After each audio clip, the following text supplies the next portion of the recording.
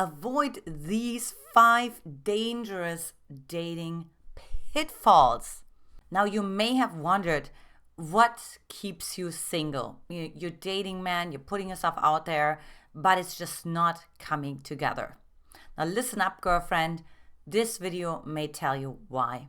Hey, I'm Antia Boyd with Magnetize Your Man, and together with my husband Brody, we've been helping thousands of successful women all over the world to get a committed, connected, and long-term relationship that they desire fast. So let's go ahead and dive right in. The first pitfall in dating that you should avoid at any cost is believing in a man's potential. Dating a man's potential. Boy, have I done this. And you know what? Anxious attachment styles are famous for that because they actually, future project. And they really think about how things could be. They're living in future anticipation land, I call it. Okay, and I did that too, right? I didn't even see really what was in front of me, but rather, this man, once he's like not so stressed, then he's going to be patient, and then he's going to be great, and then he's going to be compassionate. Or, oh gosh, this guy has such great potential. If he just gets over his fear to open his heart, then he would be like an amazing boyfriend and potentially even long-term partner. And of course, this never happens. So here you are, and I have so many friends, so many women that have gone through Magnetize Your Man who have dealt with that when they came to us because the man was dangling the carrot in front of their nose, right? And they were waiting for him to finally actualize his potential. But you see, you can't fall in love with that. You need to like the man the way he is right now. If you don't like him the way he is right now, then I would recommend don't date him, okay? And unless you have some very for sure signs. Okay, I remember when I met my husband and he was working really hard, but he hadn't figured out the systems yet that really got him like massively to monetize the work that he was doing. So what I saw, right, was him showing up 9 to 5. We were going surfing and all the things, but he was sitting in a cafe and working really hard, right? So I saw, wow, this incredible work ethic, this incredible drive, right? And so I knew, wow, if he just has like the right system, like he's gonna just take off. And that's exactly what happened because he had everything already in place. He had a slingshot and he had it already all the way pulled back. And so when the right system came in, he just released it, and it just absolutely created massive momentum. Within less than a year, he got like more success than our mentors had. So that's of course one, right? So you definitely can see sometimes there's for sure signs that are consistent, but other than that, like don't date potential. Now, the next dating pitfall that you want to avoid is believing that things have to be challenging for you to evolve. Okay, yes, it's true. Iron sharpens iron. However, this can become a pitfall because you may go for men that are not right for you and that they will never show up for you in the way that you desire. They will never continue to cherish you, make you feel safe and secure in your relationships. And I really saw this so clearly in 2013, 5 months before I met my husband, Brody, because up until that point, I really had that story like, okay, things have to be challenging. Oh, you know what? I'm meeting all those emotionally unavailable men because I need to learn to be more patient, and I need to learn to get closer to God, and I need to learn to be more compassionate. I need to learn to be all of these things, right? And of course, the truth of the matter was that it was all based on that belief, on that deep-rooted belief that I wasn't good enough. That I didn't earn it yet, that I wasn't worthy of it. And so because of that was, of course, like a total pitfall because you could do that forever. I've sometimes women come to me in their 40s, their 50s, their 60s, and have been having that same belief for 40 years. So it's a very dangerous pitfall because it looks harmless, but it can keep you stuck for decades. Now, what I did in January 2013, I actually set my man knows. That was the most biggest distinction I made that made me break through that pitfall that things have to be challenging, that things, like I actually broke through that belief that things have to be hard, right? I actually started to embrace that things can be easy. And even when they're easy, and even when they're in the flow, and when they're organic, and when they're natural, that they can last. And that you can build a true, deep, connected, and long-term relationship and marriage on that foundation. Now, the next dating pitfall that you should avoid is being intrigued by men who trigger you. You know, that's why we always say, if you fall in love with a man, immediately you have those butterflies and the sparks are flying. That means he has the potential to trigger you. And not necessarily in a good way, you know, but in a way that makes you feel extremely disappointed, insecure, broken down, broken-hearted. And it's so exhausting and draining, right? And it's like really letting go of like, well, if it's not like that, then it's not a relationship. Then it's not a romantic interest, which is another pitfall. Because when I met my incredible husband, Brody, right, we had a connection and we certainly had an interest for each other, but there weren't like this incredible butterflies that were flying all over the place and the sparks were flying and all these things. That wasn't happening. It felt very natural. As a matter of fact, I compare it to a lake. It felt so calm, like a lake. Right? I could see to the bottom of the lake. I could see to the bottom of myself, of my deepest core, of my deepest fears, of my deepest desires. And that's ideally what your man is supposed to bring out of you. And of course, you also start to see his deepest fear and his deepest desires. So you're really creating this deep level of intimacy that you didn't have with any man before. But it is a more gradual approach and it is lasting. And I promise you, yes, you're going to feel safe. And also, yes, you're going to feel excited.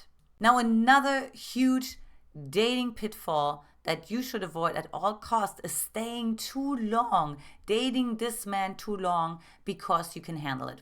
Okay, let me explain this a little bit more, you know, because a lot of time that applies to women who really get stuck with sort of either a narcissist, definitely an emotionally unavailable man, and also an addict or a recovered addict.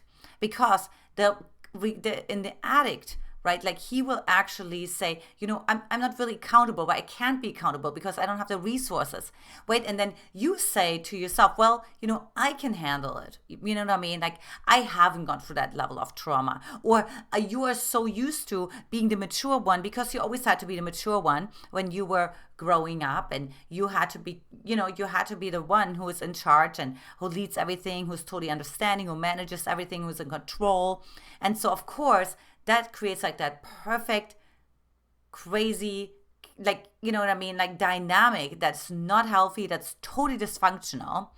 And that's, of course, what you don't want. And also you start to build resentment because at some point you're going to say, well, something has to give. I mean, I'm investing so much here. Why is nothing coming back to me? You know, and this was also totally me. I mean, I was constantly like, oh, it's okay, you know, they need to figure themselves out, or they had this kind of childhood. And you know what's funny? It's like, I wouldn't even think about what childhood I had. And I didn't even think about like that I had my own struggles, and, you know, and that I was also capable of navigating that. And you know what I mean? That I hired my own mentors, and that I got myself into therapy, and that I read lots of books, and I committed to break through the cycle of codependence and toxicity that you had experienced in my childhood.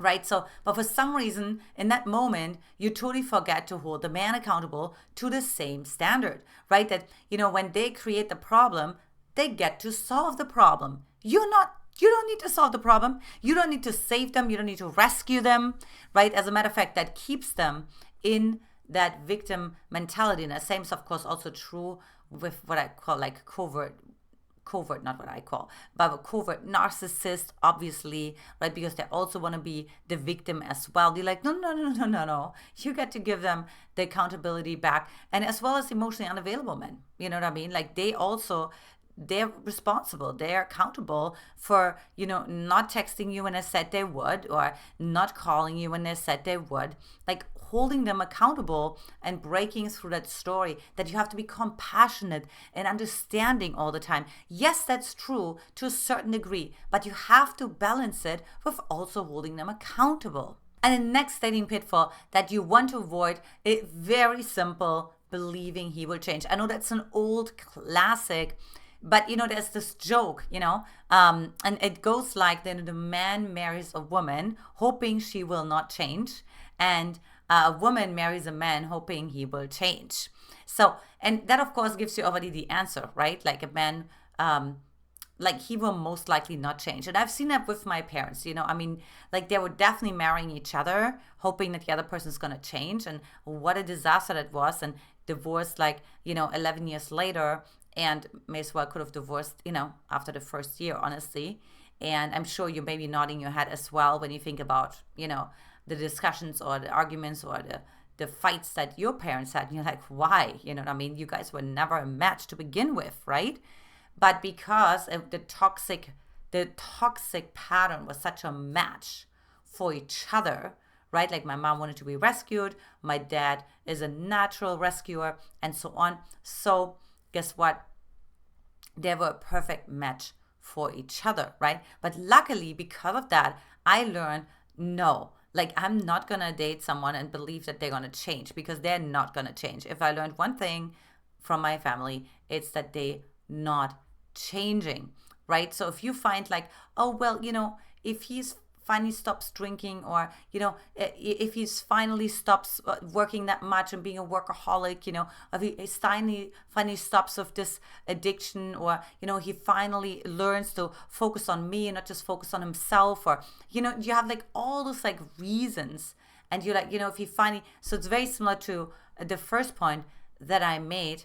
It's absolutely doomed, right? Because you can probably fill the in the comment section below, the whole chat on like all the stories where you thought that, and that of course it didn't become true. Now, what you want to do instead is when you show up on a first date, don't paint the red flags green. I'm going to say that again. Don't paint the red flags green. And the reason why is because you really want to ask yourself, what am I not seeing?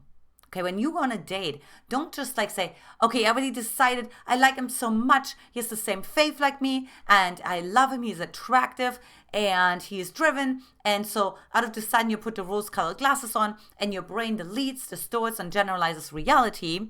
Okay, and that, of course, is not going to be helpful. Okay, so instead, you want to really say, oh, what questions am I not asking myself?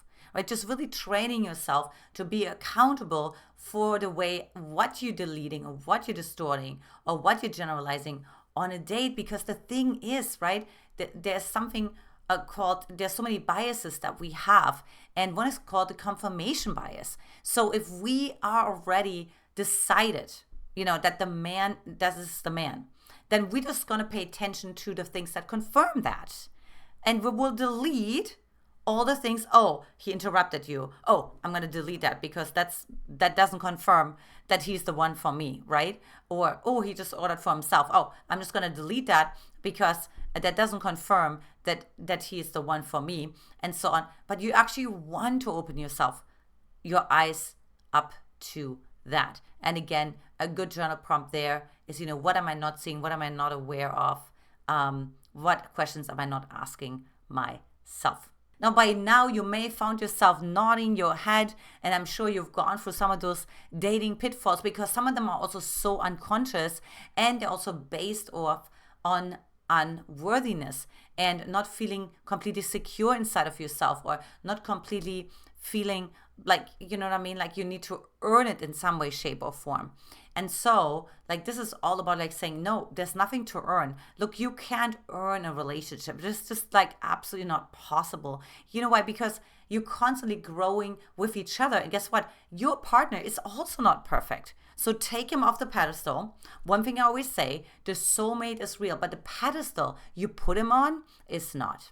Now, next, if you haven't yet, take my free love quiz and virtual coaching call to get the committed, connected, and long-term relationship that you desire fast without frustration, attracting emotionally unavailable men into your life, and endless online dating. So if that's you, then hop on over to getlovequiz.com or also pop right here into the comment section, grab the link there. Lots of love, ladies. I'll talk to you in the next video. Bye-bye.